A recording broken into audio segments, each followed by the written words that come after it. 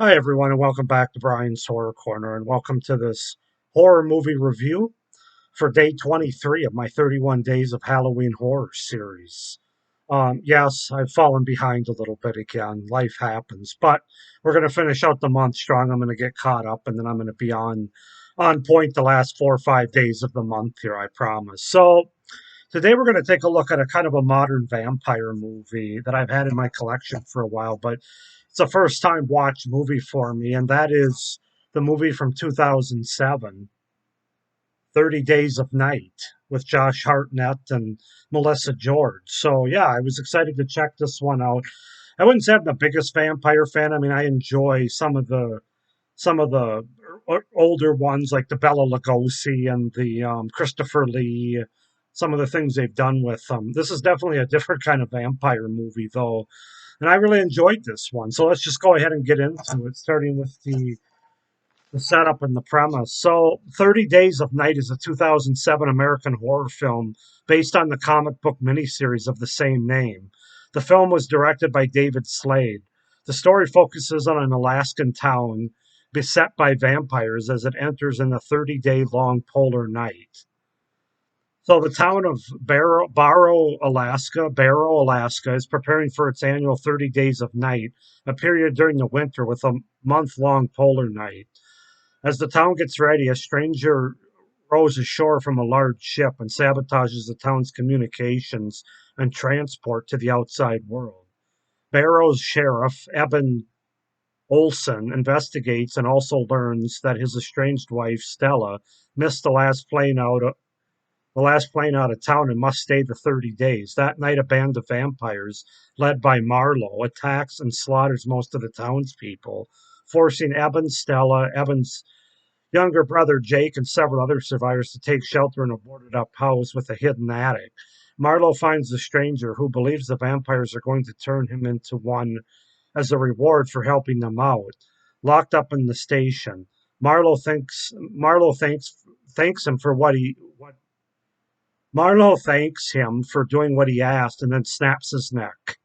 18 days later, when a blizzard hits, the group uses the whiteout to go to the general store for supplies, but is stranded after it ends. While the group heads for the station, even Eben creates a diversion by having the vampires chase him into his grandmother's house, where he uses one of her ultraviolet lights to burn the face of Marlowe's lover, Iris, so badly that Marlowe is forced to kill her. As he escapes, the town snowplow operator, Bo, I should say, creates another distraction with his tractor, killing many of the vampires before trying to blow himself up. When he fails, Marlowe crushes his head. Eben arrives at the station where he is then forced to kill Carter, who was bitten and become a vampire. So that's a mouthful. As far as the cast goes, we have Josh Hartnett as Sheriff Eben Olson, Melissa George as Stella Olson, Danny Houston is Marlowe, Ben Foster is the stranger, Mark Boone Jr. is Bo Brower, Mark Rendell as Jake Olson, Amber Amber Sainsbury as Denise, and Manu Bennett as Deputy Billy Kitka. So yeah, that's the setup and the premise and the cast for 30 Days of Night, the original from 2007. Yeah, I really enjoyed this movie. I thought it was very good. Definitely a different kind of vampire movie.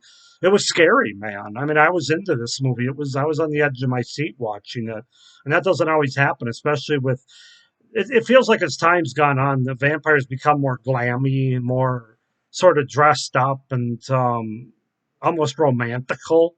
In the case of like what do you call it, the teenage vampire movies.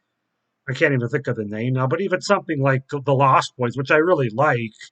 The vampires are more like glamorized and stuff, and sort of it's all glampy is the word I like to use. That's the way they've kind of become the last 30 years. This is definitely the exception.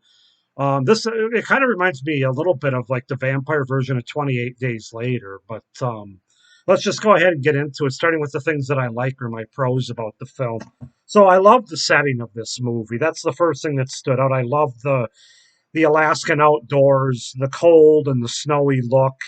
It adds so much to the great look and feel for the viewer when you're watching this movie. It's winter horror movies are a lot of fun to begin with. I think some of the best horror movies are set in the winter, and that backdrop of all the white snow and everything, and seeing the characters breathing, seeing their breath in the cold, and yeah, just and then of course you have the whole isolation atmosphere taking place in this town where pretty much the majority is left, and very claustrophobic atmosphere as well. You don't really have nowhere to go or getting help from the outside world. So right away, it just sets up for a great horror movie premise just by that setting alone. So yeah, absolutely love the setting in this movie. I love the look and the design of the vampires. They're like I said, they're not the vampires that look like normal people until they decide to look like vampires. These guys are vampires. They're creatures. They're vampire creatures as opposed to, like I said, what we get in some other movies like Fright Night and The Lost Boys and Twilight. That's the series of teenage vampire movies I was talking about, which were more like romantic romantic drama movies having to do with vampires than any sort of horror. But this isn't anything like those. That's my point that I'm trying to make. These vampires have the teeth, they have the long fingernails, they have the blood around their mouth, on their face. They all talk in their own language. In a lot of ways, it's very old school kind of vampires. They make like high pitched noises. The ones that can't speak English. Yeah, it's just very effective. They're really creepy. They're really fast, and like I said that between each other, they make like the high pitched sounds that are really eerie as well. It just they sold me. These vampires sold me from a horror standpoint. Um, yeah, like I said, it kind of reminds me a little bit of Swap the Zombies and the vampires with 28 Days Later. It's a little bit like the vampire version of 28 Days Later, just with how fast they are and how brutal they are as well. And yeah, like I said, the teeth, they also have the black, sort of stretchy black eyes. Everything's effective about the look of the vampires here. So that was definitely a pro that stood out to me. You have a great cast here with great performances, especially by Josh Hartnett, Danny Houston, Ben Foster, and Melissa George. I think those four really do well. Ben Foster doesn't have a whole lot to do. He's really in like the first third to the first half of the movie, but what he has to do is really good. It's a very ambiguous character. You're not quite sure what his role is there, why he's there, being the out of towner. But obviously, you come to find out that he's assisting the vampires. Josh Hartnett, it might be his best performance as the lead. He's a character that you get behind and you root for. You can understand the decisions that he makes. It's not easy, but he does what he has to do all the way to the very end. I'm not going to spoil it for you, but he's fantastic as the lead here. Danny Houston, who plays a great villain in my opinion, as Marlowe, the main head vampire, is awesome. And these kind of movies don't work if you don't have a great, strong villain, the lead villain, and he does a great job. And then Melissa George as well is really good in her role as sort of the estranged wife of Josh Hartnett's character. So yeah, and then I also thought the supporting cast, the other characters do a good job for what they're given as well. Um, but those main characters really, in the case of Josh Hartnett and Melissa George, they do a good job of having the viewer root for them, and then also being terrified of the others, like the main villain of Marlowe, played by Danny Houston, and then Ben Foster's really good too. So yeah, good supporting cast as well. The characters, I think they're really compelling. They're well written and they have a good character introduction and backstory. The first 20 to 30 minutes, I'd say 20 to 25 minutes of this movie. Of course, it's a lot of setup both in terms of this town and what's going on, the setting, the time that we find them at, and then these characters. They give us, again, just enough without spending too much time on character development and backstory, where we come to know these characters and we come to care about them, which is really important. It lets the viewer knows who these characters are and what's going on, and as a result, we have a pretty strong connection to them as shit goes down later in the movie. So that's really what you want from a horror movie, is to make us care about the characters. In addition, the movie is really well shot. It looks great overall. As I said, with the setting of the snow and the cold, the camera work they use. My one of my favorite scenes is there's like a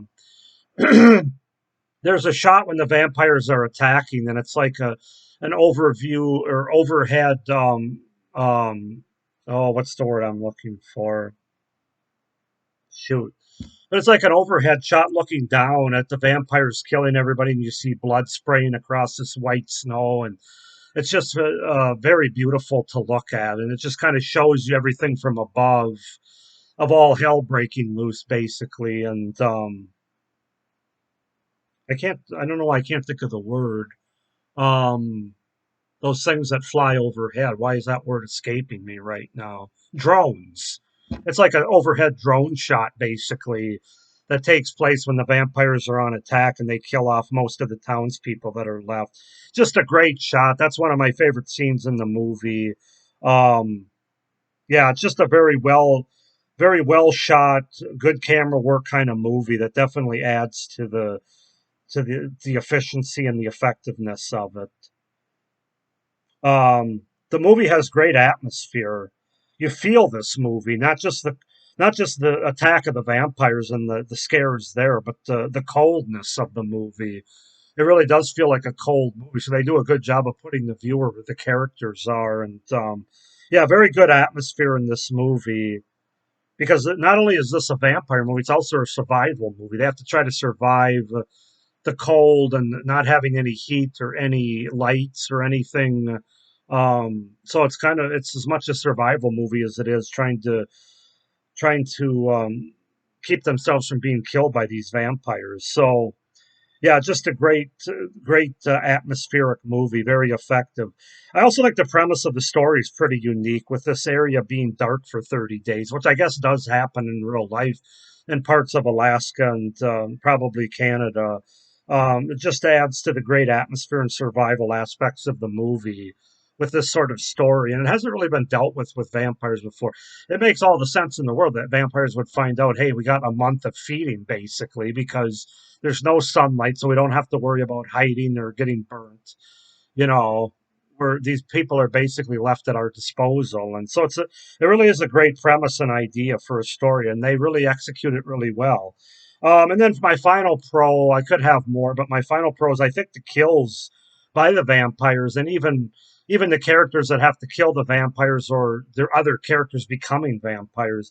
I think the kills are really effective. They're really scary, especially as it relates to the vampires attacking.